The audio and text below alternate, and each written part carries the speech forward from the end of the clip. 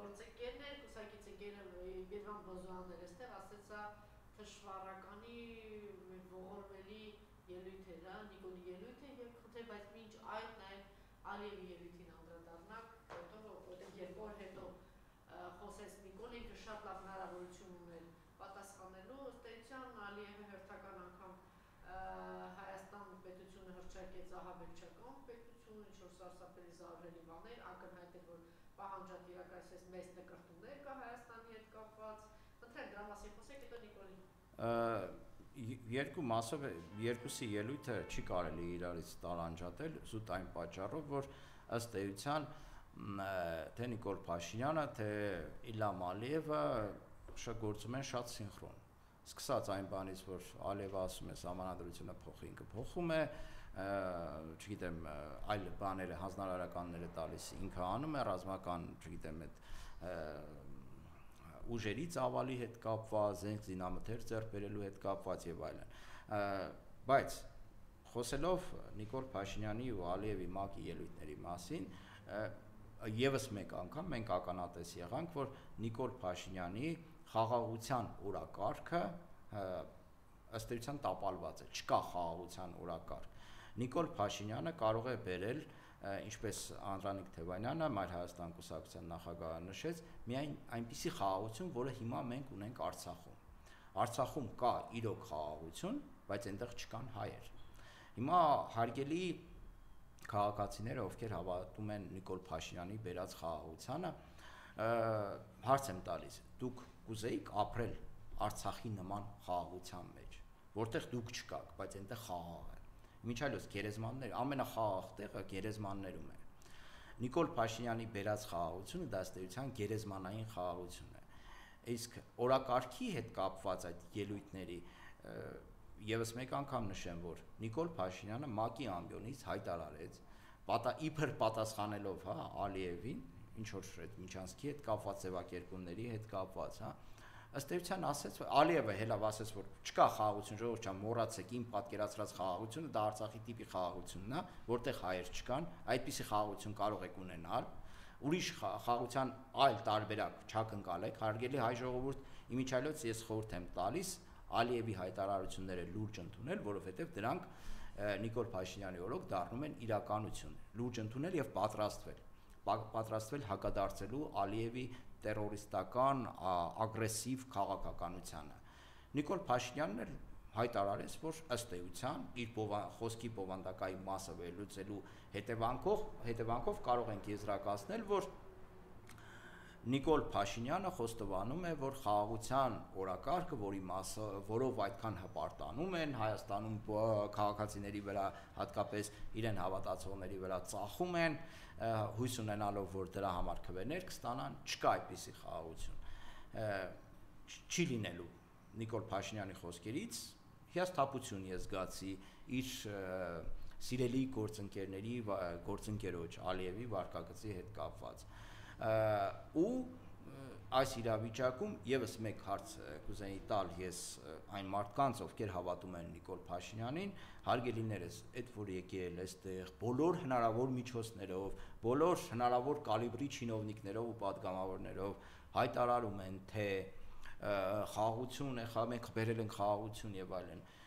Մի հատ համեմատեք, օգոստոսի այդ 8-ից առաջ եւ հետո այդ ստորագրելուց հետո որ ասում են խաղաղությունը, ինչն է փոխվել։ Մի հատ կարող եք ինձ բացատրել։ Ասում են նախաստորագրը, ինչ է նշանակում։ Միջազգային իրավունքի տեսանկյունից նախաստորագրումը ոչ մի արժեք չունի, ոչինչ չի նշանակում։ Դրանով այդ նախաստորագրումից հետո ձեր կյանքում, Հայաստանի Հանրապետության կյանքում, անվտանգության առումով, մնացած բոլոր տնտեսական, կոմունիկացիոն առումով ինչն է փոխվել։ Ինչն է ձեզ այդպես համոզել, որ Նիկոլ Փաշինյանը իրոք բերել է խաղաղություն։ Նիկոլ Փաշինյանը իրեն ներկայացնում է որպես խաղաղության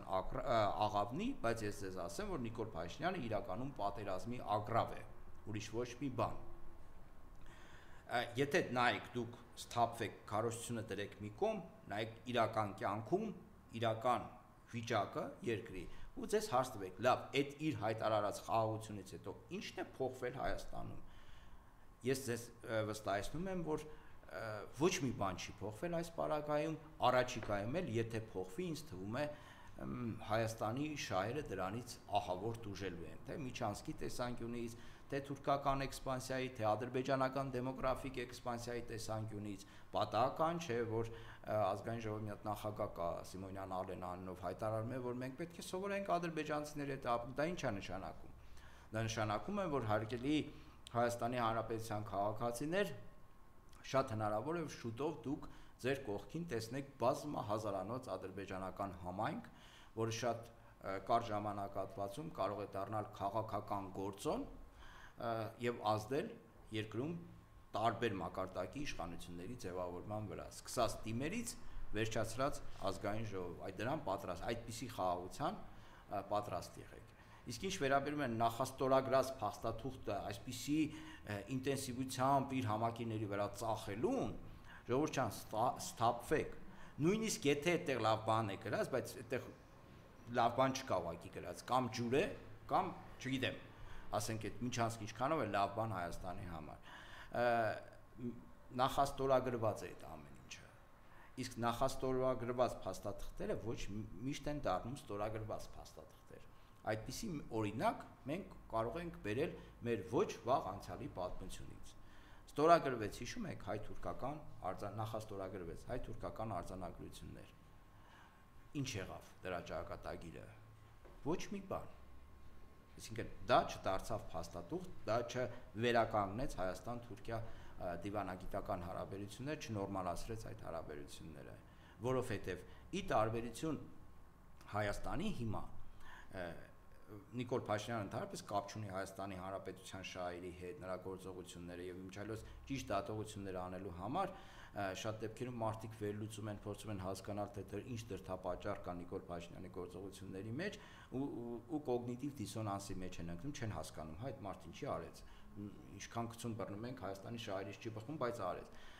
Դիտարկեք այլ տեսանկյունից։ Դիտարկեք այն տեսանկյունից, որ Նիկոլ Փաշինյանը ոչ թե աշխատում է Հայաստանի շահերի համար, այլ ընդհակառակ, այդ դեպքում արդեն շատ բաներ հասկանալի կլինի։ Ու ավարտելով խոսքս այս առումով, հարգելի Հայաստանի Հանրապետության քաղաքացիներ, դուք ձեր մեջ վերլուծեք,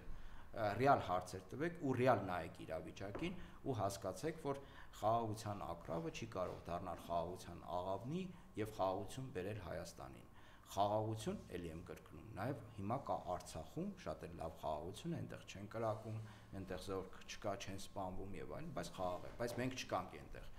Հիմա եթե դուք այդպիսի խաղաղություն, նիկոլական այդպիսի խաղաղություն եք ուզում, ուրեմն պատրաստվեք այդ խաղաղությանը։ Այդ իրական խաղաղություն, օրինակ առաջարկում է Մայր Հայաստանը։ Խաղաղություն անվտանգության հետ զուգահեռ։ Առանց անվտանգության չկա խաղաղություն։ Եթե մենք չենք ապահովում մեր քաղաքացիների, մեր երկրի սահմանների անվտանգությունը, մենք երբեք չենք կարող ունենալ խաղաղություն ու աշխարհում չկա նման երկիր, որ ունենա